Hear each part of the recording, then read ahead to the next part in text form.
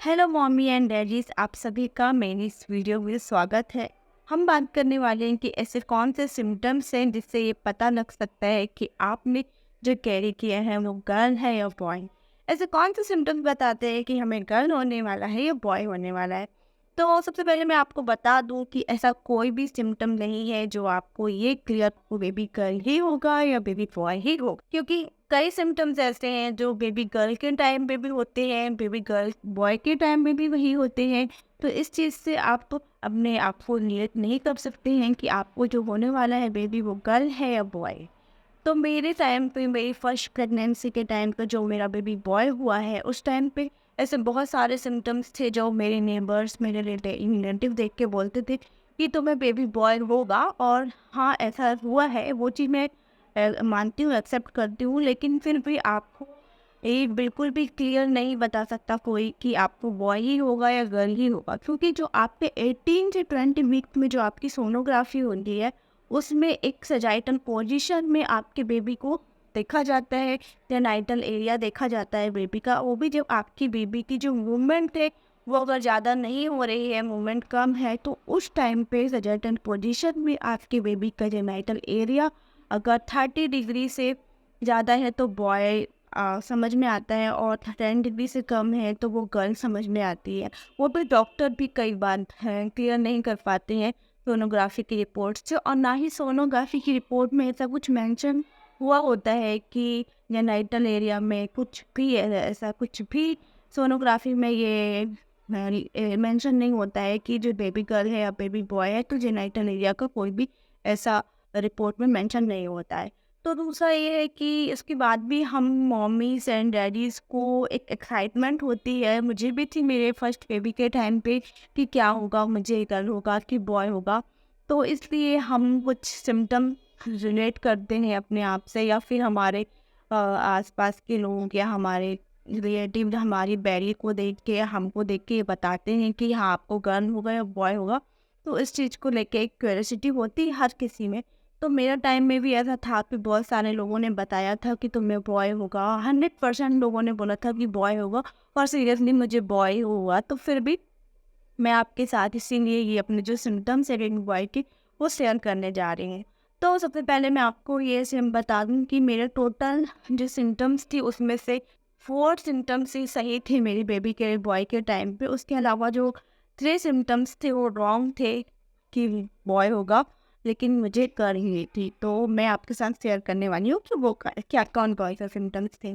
तो पहला तो सिम्टम ये था कि लोग बोलते हैं कि तुम्हारी जो स्किन है वो डल हो रही है और तुम फेस में एक्ने हो रहे हैं, मतलब तुम्हें गर्ल होने वाली है। कि बोलते हैं कि अगर आप गर्ल कैरी कर रहे हो तो आपकी स्किन का पूरा ग्लो चला जाता है, क्योंकि आपकी खूबसूरती आपकी बच्चे बेटी में चली जाती है।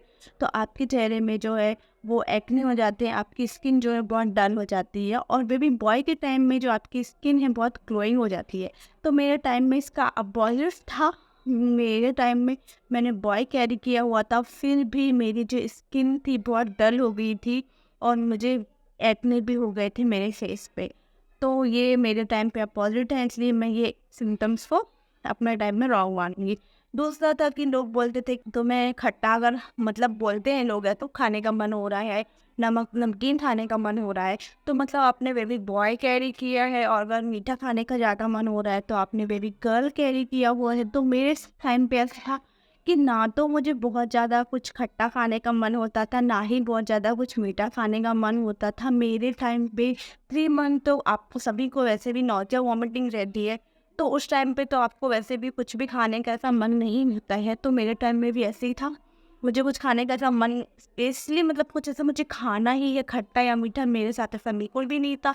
बस हाँ, मेरा 7 मंथ के बाद मुझे बहुत ज़्यादा भूख लगती थी। रात में भी मैं कभी उठ के अपने हस्बैंड को बोलती थी कि मुझे बना के कुछ दे दो, मुझे भूख लगी है, तो मेरे लिए बना कर देते थे। पर ऐसा नहीं है कि मुझे यही खाना है तो आप जाकर अभी रात में मेरी चीज़ लेकर आओ, तो ऐसा कुछ नहीं था मेरे साथ। मुझे बस भूख लगती थी, क्योंकि वो ऑब्वियस सी बात है कि अगर आपका बेबी का ग्रोथ हो रहा है और 7 मंथ के बाद 8 मंथ में ज़्यादा बेबी को ब्लड सप्लाई होने लगता है, ज़्यादा न्यूट्रिशन की ज़रूरत होती है, और आपको भी आपका क्योंकि बॉडी प्रिपेयर होने लगती है डिलीवरी के लिए, ब्रेस्ट फिट कराने के लिए, तो ज़्यादा आपको न्यूट्रिशन की, एनर्जी की ज़रूरत होती है, तो भूख ज़्यादा लगती है बस। और मुझे इसके अलावा ऐसा नहीं था कि ज़्यादा फैंटी खाना चाहिए या फिर ज़्यादा स्वीटी कुछ स्वीट खाने का मन होता था, ऐसा कुछ नहीं था मेरे केस में। उसके अलावा मेरी बेली को देख के लोग बोलते थे कि तुम्हें बेबी बॉय होगा, क्योंकि जो मेरी बेली थी वो पॉइंटेड थी। बोलते हैं अगर आपने बेबी गर्ल का कैरी किया हुआ है तो आपकी जो बेली है वो राउंडेड होती है, और अगर आप बेबी बॉय कैरी कर रहे हो तो आपकी जो बेली होती है वो पॉइंटेड होती है, मतलब थोड़ी फ्लैट आके ऐसे पॉइंट उठी हुई होती है, और आप लो कैरी करते हो। तो मेरे टाइम में ये बिल्कुल सही था। मेरा जो बेली थी वो ज़्यादा कुछ ऐसे ज़्यादा बड़ी नहीं थी, मतलब साइज़ स्मॉल ही था, ज़्यादा कुछ लो ही कैरी किया था मैंने, और मेरी जो बेली थी वो पॉइंटेड थी। तो इस चीज़ के लिए मैं बोलती हूँ कि हाँ, ये सिम्पटम्स था मेरे साथ। और उसके लिए बोलते हैं कि अगर आपको मॉर्निंग सिकनेस बहुत ज़्यादा हो रही है, बहुत ज़्यादा प्रॉब्लम हो रही है, वॉमिटिंग नॉज़िया 3 मंथ तक, जो कि हर किसी में होती है, बॉय के टाइम में भी नॉज़िया वॉमिटिंग 3 मंथ तक होती ही होती है, और गर्ल के टाइम में भी होती है, लेकिन किसी को कम मिलती है, किसी को ज़्यादा। तो बॉय फिर अगर आपको ज़्यादा नॉज़िया वॉमिटिंग की प्रॉब्लम है तो बॉय होगा, और गर्ल है तो ज़्यादा प्रॉब्लम नहीं होती है। लेकिन मेरे केस में ऐसा था, मुझे बहुत ज़्यादा नॉज़िया वॉमिटिंग थी, तो मुझे लोग बोलते थे कि तुम्हें बॉय होगा। लेकिन ऐसा है कि नॉज़िया वॉमिटिंग होना या कोई भी अदर सिम्टम्स वो आपकी बॉडी पर डिपेंड करते हैं, आपके बेबी की ग्रोथ एंड डेवलपमेंट पर डिपेंड करते हैं, ना कि उससे ये पता चल सकता है कि आपने बेबी गर्ल कैरी किया है, बेबी बॉय कैरी किया है। तो मेरा टाइम पे मॉर्निंग सिकनेस तो बहुत बैड फीलिंग थी। ये भी सही है जो लोगों ने बोला एक्चुअली। बोलते हैं अगर आपने बेबी गर्ल कैरी किया है तो आपकी जो फिट है वो स्वेलिंग हो जाती है उनमें, और बेबी बॉय के टाइम में आपके पैर बहुत ठंडे रहते हैं ज़्यादातर। तो मेरे टाइम में ना तो मेरे पैर कभी ठंडे रहते थे, और ना ही मुझे मेरी पूरी प्रेगनेंसी में कभी स्वेलिंग आई मेरे पैरों में। तो ये जो सिम्टम है मेरे टाइम में दोनों ही नहीं था, ना बेबी गर्ल की ना बॉय। तो ये मेरे केस में नहीं है। उसके अलावा बोलते हैं कि अगर आपकी जो सोनोग्राफी होती है, और अगर आपका जो बेबी का FHS फीटल हार्ट रेट जब चेक करते हैं तो 140 से अगर कम आ रहा है तो बेबी बॉय कैरी किया है आपने, और 140 से अगर ज़्यादा आ रहा है तो आपने बेबी गर्ल कैरी किया हुआ है। तो मेरे केस में ऐसा था कि मेरे जब भी फीटल हार्ट रेट चेक हुई है मेरे बेबी की तो 140 से ज़्यादा ही आई है, लेकिन जब भी मैंने बेबी बॉय कैरी किया था तो ये जो सिम्टम है मेरे केस में रॉन्ग था, क्योंकि मेरे बेबी का जो फीटल हार्ट रेट थी वो 140 से हमेशा ज़्यादा थी, जबकि बोलते हैं कि 140 से कम होती है अगर आपने बेबी बॉय कैरी किया है तो, और बेबी गर्ल के टाइम में 140 से अबव होती है। उसके अलावा एक सिम्टम बोलते हैं कि आपके प्लेसेंटा की पोजीशन, उससे पता चलता है कि गर्ल है या बॉय है। जब आप सोनोग्राफी कराते हो तब पता चलता है आपके प्लेसेंटा की पोजीशन देख के कि आपने गर्ल किया है या बॉय कैरी किया है। वो ऐसा कि अगर बोलती है कि एंटीरियर प्लेसेंटा की पोजीशन है तो गर्ल है, पोस्टेरियर है तो बॉय है। तो मेरे टाइम में जो प्लेसेंटा की पोजीशन थी वो एंटीरियर थी, जबकि मैंने बेबी बॉय कैरी किया था। तो मेरे केस में ये भी रॉन्ग है।